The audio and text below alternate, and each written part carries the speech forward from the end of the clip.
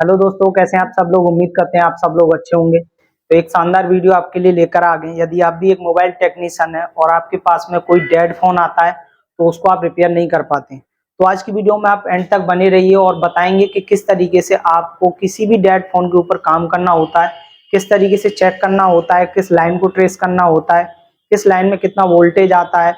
ये सारा कॉन्सेप्ट आज इस वीडियो में आपका हम क्लियर करने वाले हैं। तो यदि आपने जीके इंस्टीट्यूट के यूट्यूब चैनल को सब्सक्राइब नहीं किया तो सब्सक्राइब करना, साथ ही बेल आइकन दबा लें जिससे आने वाले वीडियो की नोटिफिकेशन आपको सबसे पहले मिल सके।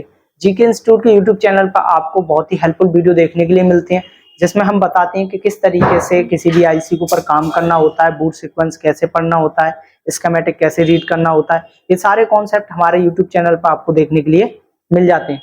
तो मेरे पीछे देख पा रहे हैं, ये मैंने आपके लिए एक डायग्राम बनाया है। इसके अलावा एक और डायग्राम है जिसके थ्रू हम समझेंगे कि किस तरीके से जो हमारा सप्लाई है वो बैटरी से होके हमारी चार्जिंग आईसी से होके हमारी पावर आईसी तक जाता है, और फिर हमारा जो पावर आईसी है वो ऑन होता है और उसके बाद बाकी सभी जो एलडीओ वोल्टेज होते हैं वो जनरेट होते हैं और उसके बाद हमारा मोबाइल ऑन होता है। तो यदि आपके पास भी कोई डेड फोन आता है और आप रिपेयर नहीं कर पाते हैं तो वीडियो को एंड तक बने रहिए, और इस वीडियो को देखने के बाद भी आपको थोड़ा बहुत नॉलेज हो जाएगा। वीडियो अच्छा लगे तो एक लाइक जरूर करके जाना।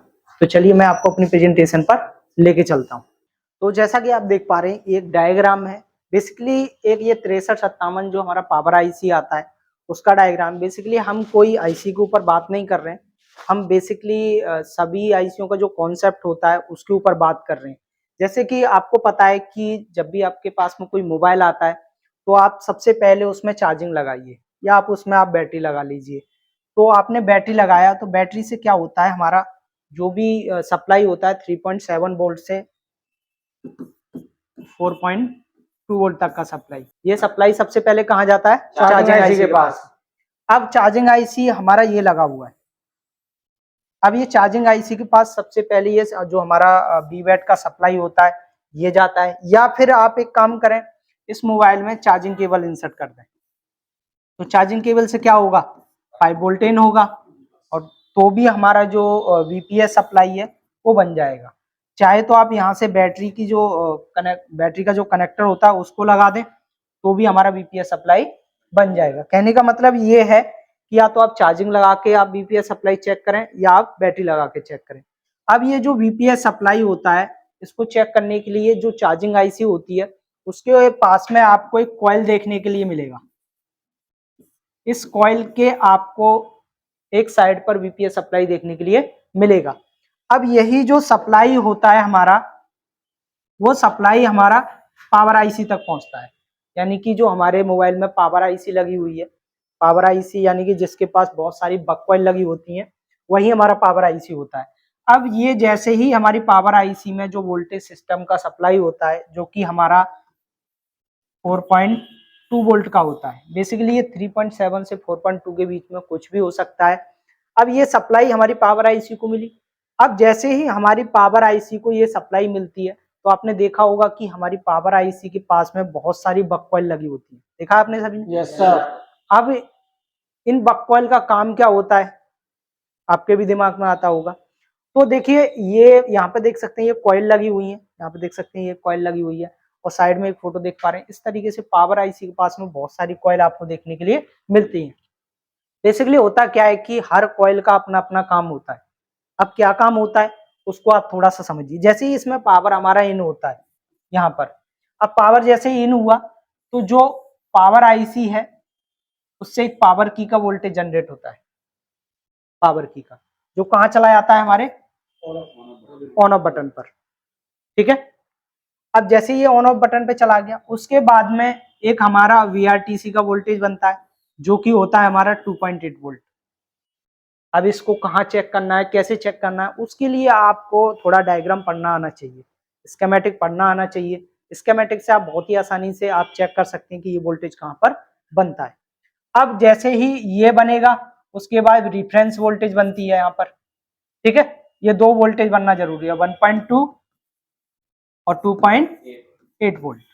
ये आपका जो चार्जिंग लगाते ही दोनों वोल्टेज बन जाती है।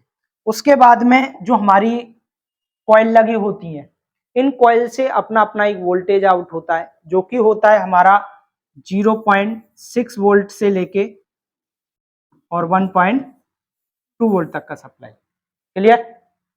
अब ये जो सप्लाई है हमारा इन कॉइल से आउट होके हमारे सीपीयू, हमारी रैम, हमारी एमएमसी के लिए सप्लाई चली जाती है। अब देखिए ये जो सप्लाई है, अभी यहां पर क्या लिखा हुआ है, विप्रो, क्या लिखा हुआ है, विप्रो। अब ये जो विप्रो की सप्लाई है, तो आपने देखा पावर आईसी के पास में कोई कॉइल लगी होगी और कॉइल से इससे सप्लाई आउट होगी, कितने वोल्ट की आउट होगी, 0.8 वोल्ट। अब ये जो सप्लाई होती है हमारे सीपीयू के लिए होती है, जो हमारा सीपीयू होता है उसकी कुछ रिक्वायरमेंट सप्लाई होती है, उनमें से हमारा एक विप्रो का सप्लाई होता है जो किसी ना किसी कॉइल से होके हमारे सीपीयू तक पहुंचता है। क्लियर। और ये सप्लाई के कब बनती है, आप चार्जिंग लगाएंगे ना तुरंत ये सप्लाई बन जाती है अगर हमारा सीपीयू ठीक है तो। क्लियर। अब देखिए दूसरा जो सप्लाई है वो है वीएस रैम। अब वीएस रैम का जो सप्लाई है ये भी सप्लाई हमारा कितना है, 0.8 वोल्ट। ये भी हमारे सीपीयू के लिए आता है, ये भी बनना बहुत जरूरी है। उसके बाद में कोर वोल्टेज, देखो सीपीयू को काम कराने के लिए सीपीयू की कुछ कोर वोल्टेज होती हैं, उन्हीं में से एक वोल्टेज है हमारा 0.8 वोल्ट। अब ये जो कोर वोल्टेज होती है अगर ये सीपीयू के लिए नहीं मिलेगा तो हमारा सीपीयू ऑन नहीं होगा। कितनी वोल्टेज हो गई, एक वोल्टेज ये हो गया, 2, 3। उसके बाद आती है मॉडर्न वोल्टेज। अब मैं आपकी जानकारी के लिए बता दूं कि जो हमारा मॉडर्न वोल्टेज होता है ना वो सिम को काम कराने के लिए होता है, यानी कि अगर इस कॉइल से हमारा 0.75 वोल्ट जो यहाँ पर दे रखा है वो नहीं बना और ये सीपीयू तक नहीं पहुंचा तो हमारा सिम काम नहीं करेगी। हो सकता है कि हमारा जो है मोबाइल ही ऑन ना हो। मॉडर्न वोल्टेज किसके लिए होता है, सिम के लिए, हमारी सिम को काम कराने के लिए। क्लियर। Yes sir. अब उसके बाद में देखिए यहाँ पर कुछ वीएस रैम की एक और वोल्टेज है जो कि 0.8 वोल्ट की है। उसके बाद आता है हमारी यूएसबी की वोल्टेज। ये यूएसबी की वोल्टेज होती है हमारी 3.0 वोल्ट की, ये भी बनना बहुत जरूरी है। क्लियर। तो ये तो होगी हमारी सीपीयू के लिए कुछ वोल्टेज, क्या होगी, सीपीयू के लिए। अब देखिए इन्हीं कॉइल में से हमारा 2 कॉइल और लगा रहता है, इन कॉइल में से 2 कॉइल हमारा और लगा रहता है जो कि होता है हमारा VS1 के नाम से, VS1 और VS2। अब जो VS1 वोल्ट जो हमारा कॉइल है VS1 का, ये कितना वोल्ट आउट करता है, 2.0 वोल्ट। अब और जो हमारा VS2 का जो वोल्टेज होता है वो होता है हमारा 1.3 वोल्ट। अब ये जो 2.0 वोल्ट और 1.3 वोल्ट का जो सप्लाई है ना ये बनके हमारा कहाँ आ जाता है, रिटर्न हमारा इसी आईसी को आता है, रिटर्न हमारा इसी आईसी को आता है। उसके बाद भी हमारा जो 1.3 वोल्ट का जो सप्लाई है वो भी बनके हमारा इसी आईसी को आता है। क्लियर। अब जैसे ही इस आईसी के लिए 2.0 वोल्ट की सप्लाई मिलेगी और 1.3 वोल्ट की सप्लाई मिलेगी तो क्या होता है कि इन बक कॉइल के अलावा पावर आईसी के अंदर एक सेक्शन होता है, उस सेक्शन को बोलते हैं हम एलडीओ सेक्शन। क्या बोलते हैं, एलडीओ। अब इस सेक्शन को ऑन करने के लिए ये जो हमारी सप्लाई है ये दोनों जाती हैं और हमारा जो एलडीओ डिपार्टमेंट होता है वो ऑन हो जाता है। अब इस एलडीओ डिपार्टमेंट से हमारी अलग अलग सप्लाई बनती है, 0.8 volt, 1.2 volt, 1.8 volt, 1 volt, 1.2 volt, बहुत सारी सप्लाई बनेगी। और कोई सप्लाई हमारे नेटवर्क के लिए जा रही है, कोई हमारी power IC sorry audio IC के लिए जा रहा है, कोई नेटवर्क सेक्शन में जा रहा है और अलग अलग सेक्शन में ये सप्लाई चली जाती है। आपने बेसिकली बहुत सारे सेक्शन पढ़ के आ चुके होंगे तो आपने देखा होगा कि किसी भी सेक्शन को ऑन ऑफ कराने के लिए एक सप्लाई आती है 1.8 की आती है और उसके आगे लिखा रहता है L5 L6, डायग्राम पढ़ा हो तो जब आपने देखा होगा। तो ये L5 और L6 क्या है, एलडीओ। क्या है, एलडीओ। और इन्हीं एलडीओ को मैं आपको आगे एक्सप्लेन करूंगा, उससे पहले जान लेते हैं इन सप्लाई के बारे में। देखिए उसके बाद जैसे ही हमारा एलडीओ सेक्शन ऑन होगा ना, उन्हीं एलडीओ में से कुछ सप्लाई और बनती है हमारी, जैसे 1.8 वोल्ट की सप्लाई, ये हमारी रैम के लिए होती है। किसके लिए होती है? रैम के लिए। उन्हीं सप्लाई में से एक होता है हमारा 1.2 वोल्ट, ये भी हमारी किसकी सप्लाई होती है? रैम की। उसके बाद में हमारी एक सप्लाई होती है, यहाँ पर देखिए 3 वोल्ट लिखा है, बेसिकली 2.8 वोल्ट या 3 वोल्ट होता है, जो कि हमारी किसके लिए होती है? ईएमएमसी के लिए। ठीक है, उसमें से ये 1.2 की भी सप्लाई हमारी ईएमएमसी के लिए आती है। अब इसमें देखा होगा आपने, ईएमएमसी में हमारा वीसीसी और वीसीसी की 2 सप्लाई होता है, जो कि आपको पावर आईसी से देखने के लिए मिलेगा। क्लियर? Yes sir. तो इतना तो कॉन्सेप्ट होता है हमारा बक कॉइल का। क्या होता है? बक कॉइल का। और कुछ एलडीओ वोल्टेज का। अब मैं अपनी प्रेजेंटेशन 2 पे ले चलता हूं, जहां पर मैं दिखाता हूं कि जब हमारा 2.0 वोल्ट और 1.3 वोल्ट जब हमारी इसी आईसी को रिटर्न मिलता है, ये कौन कौन सा वोल्टेज आउट करती है। क्लियर? बेसिकली अभी जो हम आपको डायग्राम दिखा रहे हैं, मतलब किसी मॉडल को लेकर नहीं है, ये इंडिविजुअल एक यूनिवर्सल डायग्राम की तरह आप समझ सकते हैं इसको। बेसिकली इसका जो डायग्राम है बूट सीक्वेंस, वो PM 7150L के ऊपर है, तो आप इसको नॉर्मल वे में भी समझ सकते हैं। समझने के लिए आपको क्या करना होगा वो समझिए। देखिए ये क्या है, हमारा एक पावर आईसी है, इसका नाम है PM 7150, इसकी जगह कुछ और भी हो सकता है। ठीक है, अब इसके लिए क्या सप्लाई आ रहा है हमारा? 1.3 वोल्ट आ गया, इसको बोलते हैं LLDO। क्या बोलेंगे? LLDO का मतलब होता है लोअर LDO, और जो हमारा 2.0 वोल्ट की सप्लाई होती है उसको बोलते हैं HLDO। HLDO मतलब हायर LDO।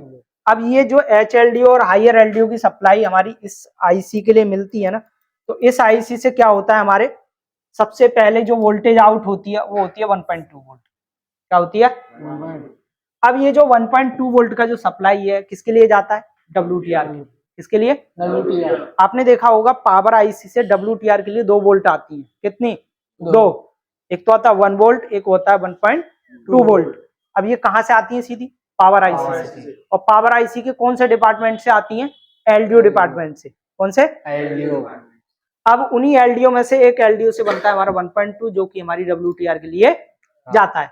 अब अगर हमारा ये 1.2 नहीं बना तो हमारा LDO डिपार्टमेंट ऑन नहीं होगा, ये हमारा WTR जो आईसी है वो ऑन, और WTR आईसी ऑन नहीं होगा तो हमारे मोबाइल में नेटवर्क नहीं आएगी। ठीक है, उसके बाद में हमारा एनालॉग एंटीना, एनालॉग वोल्टेज होता है, जो कि हमारा WTR के लिए जाता है 1 वोल्ट का। हमने बताया था आपको WTR के लिए 2 वोल्टेज आती है, एक तो 1 वोल्ट और एक 1.2 वोल्ट। ठीक है, उसके बाद में एक डिजिटल वोल्टेज होती है जो कि 1 वोल्ट की होती है, ये भी हमारा जो है WTR के लिए जाता है। उसके बाद ये PHY की वोल्टेज होती है जो कि हमारे CPU के लिए जाती है। उसके बाद हमारे एंटीना की वोल्टेज होती है जो कि DRX IC होती है, उसके लिए आता है, जो कि होता है हमारे 2.7 वोल्ट। उसके बाद हमारी जो MX की सप्लाई होती है जो कि हमारे CPU के लिए जाती है, जो कि होती है 0.9 वोल्ट की। और उसके बाद हमारी CX की जो सप्लाई होती है जो कि हमारे CPU के लिए जाती है, जो कि 0.8 वोल्ट की होती है। उसके बाद भी हमारा एक और सप्लाई CPU के लिए जाता है। उसके बाद देखिए ये जो हमारी 1.8 की सप्लाई होती है जो कि हमारे रैम और CPU के लिए दोनों के लिए जाती है, अभी जो मैंने रिसेंटली आपको बताया था। उसके बाद एक और सप्लाई हमारी BBRX के नाम से होती है जो कि WTR के लिए जाती है। उसके बाद एक 1.8 की सप्लाई और बनती है जो कि हमारी कोडेक के लिए जाती है। उसके बाद में एक USB की सप्लाई बनती है जो कि 3.0 3.1 वोल्ट की होती है, ये भी बनना बहुत जरूरी है। इसके बाद 2.8 वोल्ट की और सप्लाई होती है जो कि हमारे डिस्प्ले कनेक्टर पर जाती है। अब देखिए ये उसके बाद में हमारी EMMC और UFS के लिए भी एक 2.8 वोल्ट का सप्लाई बनता है। अब देखिए इसमें से मैंने आपको कुछ LDO वोल्टेज की सप्लाई को मेंशन कर दिया है, इसके अलावा भी हमारे करीब करीब 21-22 LDO होते हैं जिनमें ये सप्लाई होती है। क्लियर? Yes sir. तो जैसा कि आप देख पा रहे हैं यहाँ पर जो हमारा LDO 1 है उससे क्या हो रहा है, 1.0 वोल्ट आउट हो रही है जो कि कहाँ जा रही है? RFIC। RFIC किसको बोलते हैं? WTR के लिए। किसको बोलते हैं? WTR के लिए। क्लियर?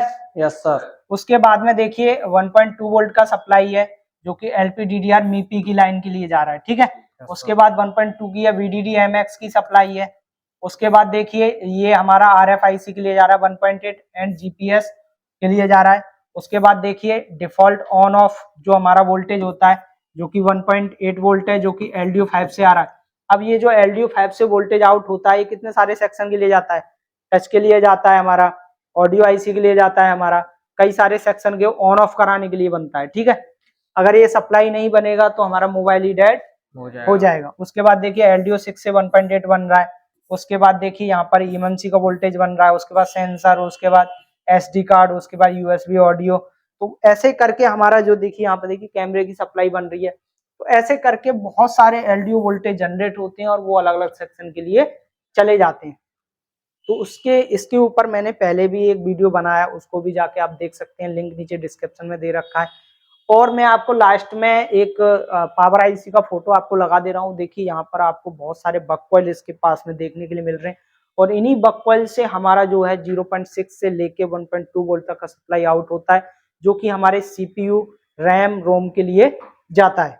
और उन्हीं में से 2 कॉइल से हमारा सप्लाई बनता है, एक हायर LDO और एक लोअर LDO का सप्लाई, जो कि हमारा रिटर्न पावर IC को मिलता है और उसके बाद हमारे बहुत सारे LDO वोल्टेज जनरेट हो जाते हैं। तो इस तरीके से जो है हमारा जो किसी भी मोबाइल का जो बूट सीक्वेंस है वो बनता है और आप इसी तरीके से किसी भी मोबाइल के बूट सीक्वेंस को चेक कर सकते हैं। आपको थोड़ा सा नॉलेज स्कीमेटिक पढ़ना आना चाहिए, आपको वोल्टेज वगैरह चेक करना आना चाहिए, तो आप किसी भी डेड मोबाइल को आसानी से रिपेयर कर सकते हैं। तो आई होप कि इस वीडियो से आपको बहुत कुछ सीखने को मिला होगा। अगर वीडियो अच्छा लगा है तो लाइक कर दीजिए, चैनल सब्सक्राइब कर लीजिए, साथ ही बेल आइकन दबा लो, जिससे आने वाले वीडियो की नोटिफिकेशन आपको सबसे पहले मिल सके। तो मिलते हैं ऐसी किसी नेक्स्ट वीडियो के साथ, तब तक के लिए धन्यवाद।